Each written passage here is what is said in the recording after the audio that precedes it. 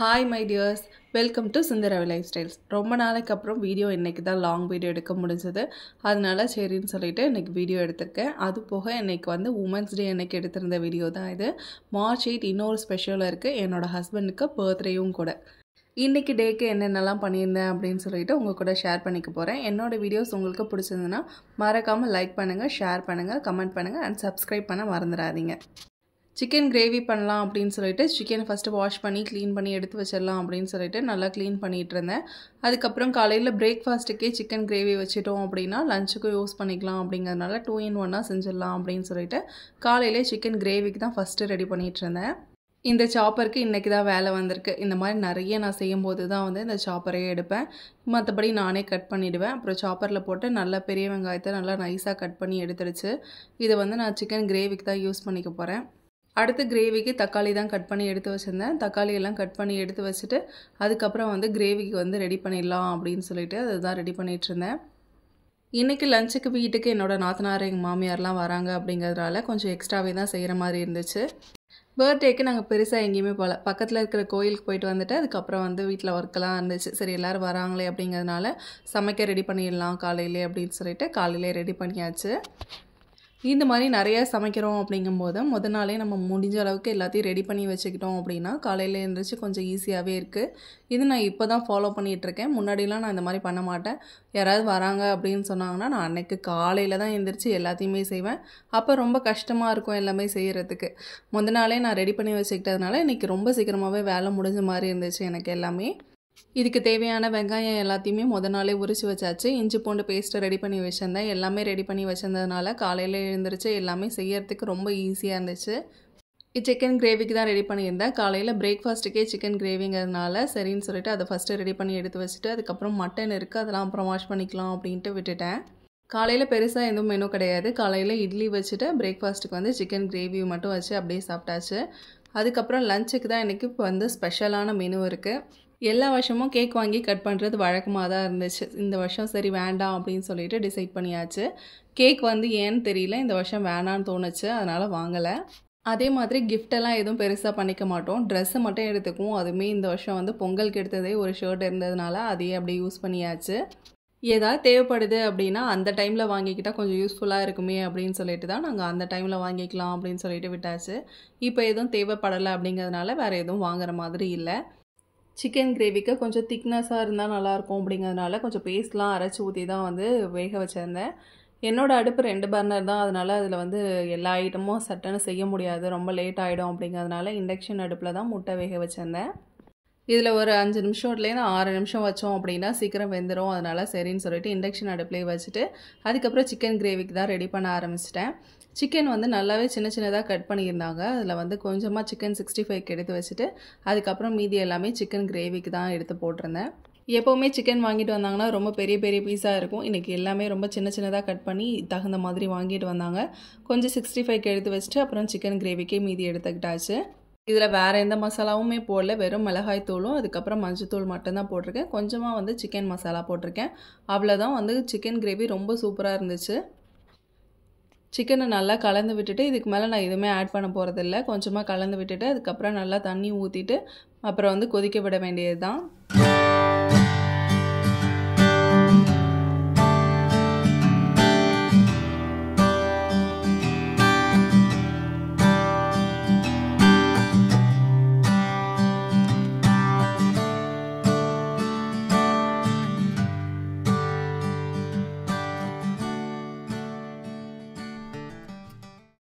தண்ணி ஊற்றுனதுக்கப்புறம் அந்த தண்ணி நல்லா கொதிக்கணும். நல்லா கொதித்ததுக்கப்புறம் நம்ம குக்கரை மூடி விசில் போட்டோம் அப்படின்னா நம்ம விசில் வரும்போது வந்து அந்த தண்ணி பெருசாக வெளியில் வழிஞ்சு வர்றதில்லை.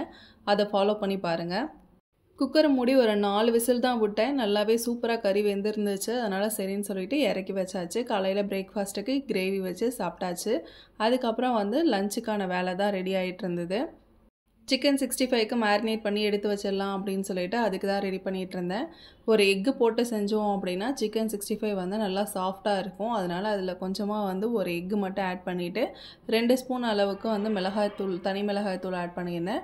அதுக்கப்புறம் 65 மசாலா ஆட் பண்ணிவிட்டு உப்பு ஆட் பண்ணியிருந்தேன். அப்புறம் கொஞ்சம் மஞ்சத்தூள், அதுக்கப்புறம் எப்பவும் போல் லெமனும், அதுக்கப்புறம் வந்து கார்ன்ஃப்ளவரும் அரிசி மாவும் லாஸ்ட்டாக தான் ஆட் பண்ணியிருந்தேன். அதுக்கப்புறம் வந்து சிக்கனை போட்டு நல்லா பெரட்ட வேண்டியது தான். சிக்கன் போட்டு பெரட்டுறதுக்கு முன்னாடி இந்த மசாலாவை வந்து தனியாக வந்து நல்லா கலக்கிட்டு அதுக்கப்புறம் வந்து நீங்கள் வந்து பெரட்டினீங்கன்னா டேஸ்டியாக இருக்கும்.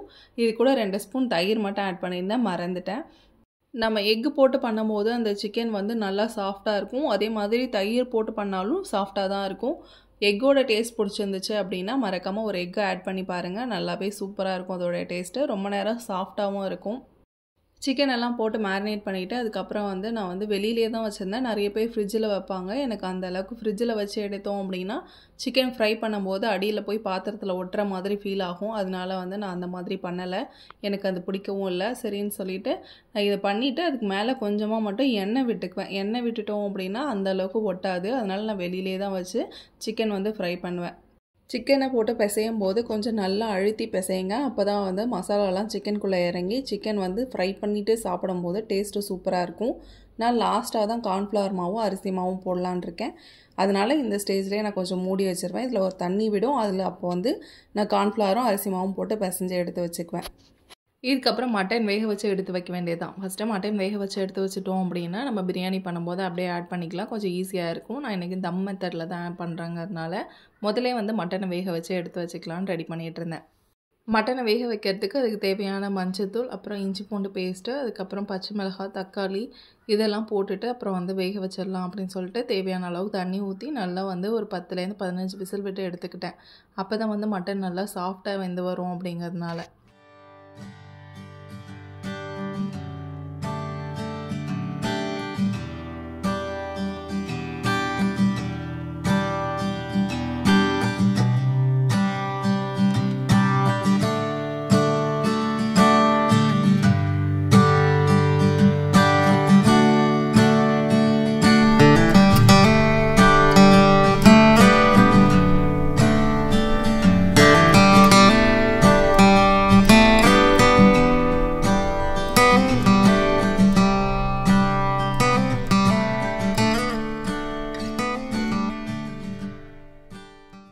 மட்டனை வேக வச்சுட்டு அதுக்கப்புறம் வந்து சிக்கன் குழம்பு ரெடி ஆயிடுச்சா அப்படின்னு சொல்லிட்டு பார்த்தேன். சிக்கன் குழம்பு சூப்பராக ரெடி ஆயிருந்துச்சு.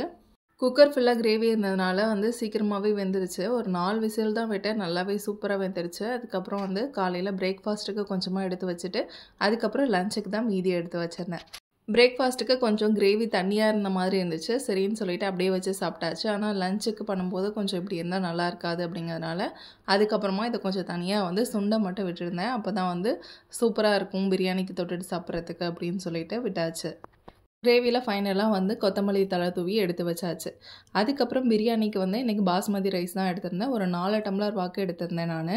ஒரு 2-3 தடவை நல்லா அலசிட்டேன். அது நல்லா அலசிட்டு அதுக்கப்புறம் வந்து நல்ல தண்ணி ஊற்றி கொஞ்சம் நேரம் ஊறட்டும், அப்போ தான் நல்லாயிருக்கும் அப்படிங்கிறனால அதை ஊற வச்சுருந்தேன். இது போக வந்து ஒயிட் ரைஸும் வச்சுருந்தேன். வேணும்னா ரசம் வச்சுக்கலாம், இல்லைன்னா வந்து தயிர் இருக்குது, கிரேவி இருக்குது, அதை போட்டு சாப்பிட்லாம் அப்படின்னு சொல்லிட்டு தனியாக ஒயிட் ரைஸ் கொஞ்சம் வச்சுருந்தேன். அப்புறம் பார்த்தா யாருமே ரசம் போட்டுக்கிற மாதிரி இல்லை. அதனால் சரியான ரசத்தை ஸ்கிப் பண்ணிவிட்டு தயிரும் கிரேவியோடு விட்டாச்சு. இதுக்கப்புறம் ஆல்மோஸ்ட் எல்லா வேலையுமே முடிஞ்சிச்சு. இதுக்கப்புறம் பிரியாணியும் அதுக்கப்புறம் வந்து 65 போடுறது தான் பேலன்ஸாக இருந்தது. பிரியாணிக்கு தேவையான வெங்காயத்தெல்லாம் நாள் நைட்டே உரிச்சு வச்சதுனால கொஞ்சம் ஈஸியாக இருந்தது. அதுக்கப்புறம் வந்து பிரியாணிக்கு தேவையான அளவுக்கு வெங்காயத்தை வந்து கட் பண்ணி எடுத்துக்கிட்டேன். கொஞ்சம் மெலிசாக கட் பண்ணிக்கிட்டேன். அப்போ தான் வதக்கிறதுக்கு ஈஸியாக இருக்கும் அப்படிங்கிறதுனால. என்னோடய வீடியோஸ் பார்க்குறவங்களுக்கு தெரிஞ்சிருந்திருக்கும் நான் பிரியாணி எப்படி பண்ணுவேன் அப்படின்னு சொல்லிட்டு. கொஞ்சம் பயமாக தான் இருந்தது. பிரியாணி எது அப்படின்னா சொதப்பிடுச்சுன்னா நல்லாவே இருக்காது, மெயின் டிஷ்ஷே அதுதானே அப்படின்னு சொல்லி கொஞ்சம் பதட்டத்தில் தான் செஞ்சேன். இது வேறு கொஞ்சம் பல்கான குவான்டிட்டி. நான் கம்மியான 1 டம்ளர் தான் எப்போவுமே செய்வேன். இன்றைக்கி ஒரு 4 டம்ளர் ரைஸ் போட்டிருக்கேன் அப்படிங்கிறனால கொஞ்சம் பதட்டம் அதிகமாகவே இருந்துச்சு. ஃபைனலாக அவுட்புட் நல்லா வந்ததுக்கப்புறம் தான் கொஞ்சம் ஹாப்பியாக இருந்துச்சு. பிரியாணி எல்லோரும் செய்கிற மாதிரி நார்மலாக தான் செஞ்சேன். இதில் எதுவும் ஸ்பெஷல்லாம் இல்லை. ஆனால் கொஞ்சம் நல்லாவே வந்தது. எனக்கே கொஞ்சம் ஆச்சரியமாக இருந்தது. நமக்கு கிரேவி இந்த மாதிரி ஐட்டம்லாம் நல்லா வந்துடும். பிரியாணிங்கிறது வந்து கொஞ்சம் சொதப்பல் ஐட்டம் தான். அதனால் வந்து நமக்கு மட்டும் செஞ்சோன்னா எந்த பிரச்சனையும் கிடையாது. எப்படி இருந்தாலும் அட்ஜஸ்ட் பண்ணி சாப்பிட்டுக்கலாம். நம்மளை நம்பி ஒரு 2 பேர் சாப்பிட்றாங்க அப்படின்னா வந்து கொஞ்சம் பார்த்து தான் செய்ய வேண்டியிருந்துச்சு. அதனால கொஞ்சம் கேர்ஃபுல்லாக தான் பண்ணேன். எப்படியாவது கரெக்டாக வந்துடணும், அடி பிடிச்சிடக்கூடாது அப்படிங்கிற மாதிரிலாம் தான் இருந்துச்சு. ஆனால் கரெக்டாக வந்துருச்சு இந்த முறை. பாத்திரம் சூடாகிறதுக்கு தான் கொஞ்சம் டைம் எடுத்தது. மற்றபடி அதுக்கப்புறம் வேலையெல்லாம் ரொம்பவே சீக்கிரமாக முடிஞ்சுச்சு. ஏன்னா ரொம்ப பெரிய பாத்திரம் வச்சதுனால அது அடுப்பில் வந்து சூடாகிறதுக்கு ரொம்ப டைம் எடுத்தது. அதனால வெங்காயம் வதங்கிறதுக்கு மட்டும் கொஞ்சம் டைம் எடுத்தது. அதுக்கப்புறம் வேலை வந்து சரசரன்னு முடிஞ்சிருச்சு. வெங்காயம்லாம் வதங்கினதுக்கப்புறம் வந்து கொஞ்சமாக புதினாவும் மல்லித்தழையும் எடுத்து வச்சுருந்தேன். அதை ஆட் பண்ணிவிட்டு நல்லா வதங்கிட்டதும் அதுக்கப்புறம் நம்ம எப்பவும் போல் இஞ்சி பூண்டு பேஸ்ட்டும் தக்காளியும் ஆட் பண்ணி வதக்க வேண்டியது தான். நான் கொஞ்சம் வந்து பொறுமையாக தான் பண்ணிகிட்ருந்தேன். எல்லாமே நல்லா வதங்கினா தான் டேஸ்ட்டு சூப்பராக இருக்கும் அப்படிங்கிறதுனால எல்லாத்தையுமே நல்லா நிதானமாக வதங்கட்டும் அப்படின்னு சொல்லிட்டு விட்டாச்சு. இவ்வளோ பெரிய குவான்டிட்டிக்கு நான் இன்றைக்கி தான் ஃபஸ்ட் டைம் செய்கிறேன். 4 டம்ளருங்கிறது எனக்கே பெருசு தான். நான் எப்போவும் 1 டம்ளர் இல்லைனா 1.5 டம்ளர் அந்த அளவுக்கு தான் செய்வேன். இந்த வந்து 4 டம்ளர் அப்படிங்கும்போது அதிகமாக தான் இருந்துச்சு எனக்கு. அப்புறம் பார்த்தேன் எப்படியோ பிரியாணி வந்து நல்லபடியாக பண்ணி முடிச்சாச்சு. ஆல்மோஸ்ட் தண்ணிலாம் ஊற்றி நல்லா கொதிக்க விட்டாச்சு. நல்லா வந்து இந்த தண்ணி ஆவி வரட்டும் அப்படின்னு நல்லா கொதிச்சு ஆவி வரட்டும் அப்படின்னு சொல்லி விட்டாச்சு. மூடி போட்டு கொஞ்சம் நேரத்துலேயே நல்லா கொதிக்க ஆரம்பிச்சிச்சு. இதுக்கப்புறம் நம்ம வந்து ஊற வச்சிருந்த அரிசியும் மட்டனையும் ஆட் பண்ண வேண்டியது தான். ஃபஸ்ட்டு மட்டன் ஆட் பண்ணிவிட்டு அதுக்கப்புறம் வந்து ஏன்னா வெந்த மட்டனுங்கிறதுனால முதல்ல மட்டன் கூடவே வந்து என்ன பண்ணிட்டேன் அப்படின்னா அரிசியும் கூடவே ஆட் பண்ணிட்டேன். ஏன்னா நான் மட்டன் வந்து நல்லாவே வெந்துருச்சு. இதுக்கு மேலே தனியாக வேக வேணாம் அப்படிங்கிறதுனால மட்டனை ஃபுல்லாக ஆட் பண்ணிவிட்டு அதுக்கப்புறம் கூடவே வந்து அரிசியும் ஆட் பண்ணிட்டேன் நான்.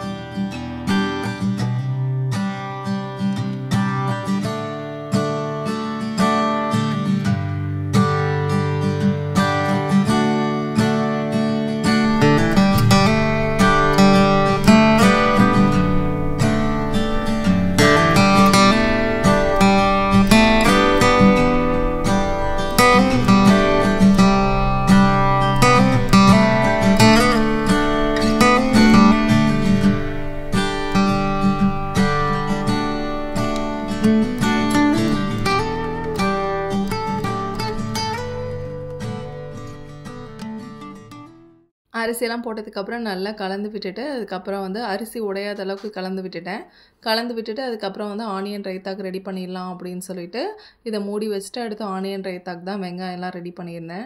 இது ஹோட்டல் ஸ்டைலில் செய்யலாமே அப்படின்னு சொல்லிட்டு ஆனியன் ரைத்தாக்கு ஆனியனை முடிஞ்ச அளவுக்கு குட்டி குட்டியாக கட் பண்ணிவிட்டு இதில் கொஞ்சமாக வந்து உப்பு மட்டும் போட்டு அதுக்கப்புறம் வந்து தயிர் கெட்டியாக ஆட் பண்ணேன். அப்புறம் வீட்டில் போட்டிருந்தது தான் ஒரு பேக்கெட் பாலில் தான் தயிர் போட்டிருந்தேன். அந்த 1/2 லிட்டர் பாலில் அப்படியே தயிர் போட்டாச்சு. கெட்டியாக இருந்தது. அதெல்லாம் ஆட் பண்ணிவிட்டு இதில் கொஞ்சமாக வந்து சுகர் ஆட் பண்ணணும். நம்ம சுகர் ஆட் பண்ணோம் அப்படின்னா கடையில் கிடைக்கிற மாதிரி நல்லா டேஸ்ட்டாக இருக்கும், திக்காகவும் இருக்கும். அதுக்கப்புறம் வந்து நல்லா கலந்து விட வேண்டியதான். வேணும்னா இதில் பச்சை மிளகாய் கேரட் என்ன வேணாலும் போடலாம். ப்ளைனாக இருந்தால் தான் எனக்கு பிடிக்கும் அப்படிங்கிறதுனால இதோட முடிச்சுக்கிட்டேன் நான்.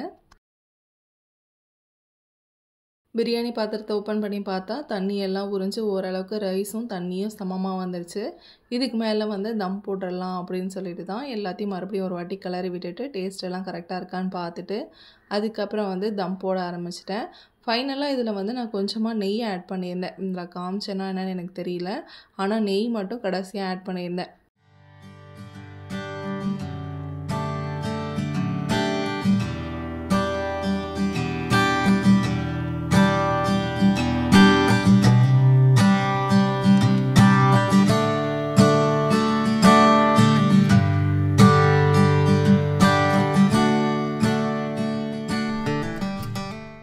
பிரியாணிக்கு தம் வச்சாச்சு. இதுக்கு மேலே அதை டிஸ்டர்ப் பண்ணக்கூடாது அப்படின்னு சொல்லிட்டு அதை விட்டுட்டு அதுக்கப்புறம் வந்து 65 போடுற வேலை இருந்தது. அதை ஸ்டார்ட் பண்ணிட்டேன். அதுக்கப்புறம் 65 போட்டு அப்படியே எல்லோரும் சாப்பிட ஆரம்பிச்சிடலாம் அப்படிங்கிறதுனால ஆல்மோஸ்ட் இப்போவே 1 மணி ஆயிடுச்சு. அதனால் வந்து 65 போட ஆரம்பிச்சிட்டேன்.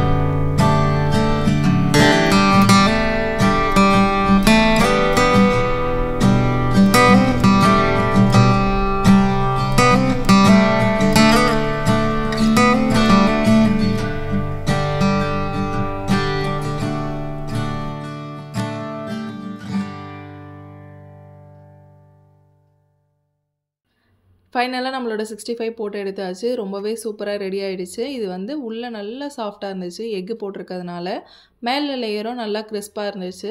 உங்களுக்கு பிடிச்சதுன்னா மறக்காமல் ட்ரை பண்ணி பாருங்கள். சூப்பராக இருக்கும். சிம்பிளான மசாலா தான், ஆனால் ரொம்பவே சூப்பராக இருந்துச்சு.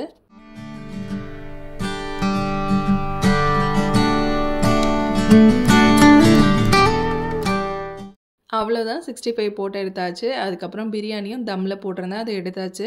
அதை பார்த்தோம் அப்படின்னா ரொம்பவே சூப்பராக இருந்துச்சு. எனக்கு ஆச்சரியமாக இருந்தது. அரிசிலாம் ரொம்ப நீளமாக இருந்தது, உடையவே இல்லை. அதுக்கப்புறம் வந்து முட்டை எல்லாமே உரிச்சாச்சு. அதுக்கப்புறம் போய் சாப்பாடு பரிமாற வேண்டியதான். அவ்வளோதாங்க, சூப்பராக இலை போட்டு எல்லாருமே சாப்பிட ஆரம்பிச்சிட்டோம். இதுதான் இன்றைக்கி என் ஹஸ்பண்டோட பர்த்டேக்கு நாங்கள் வந்து செஞ்சுருந்த மெனு. உங்களுக்கு பிடிச்சிருந்துச்சுன்னா மறக்காமல் என்னோடய சேனலை லைக் பண்ணுங்கள்.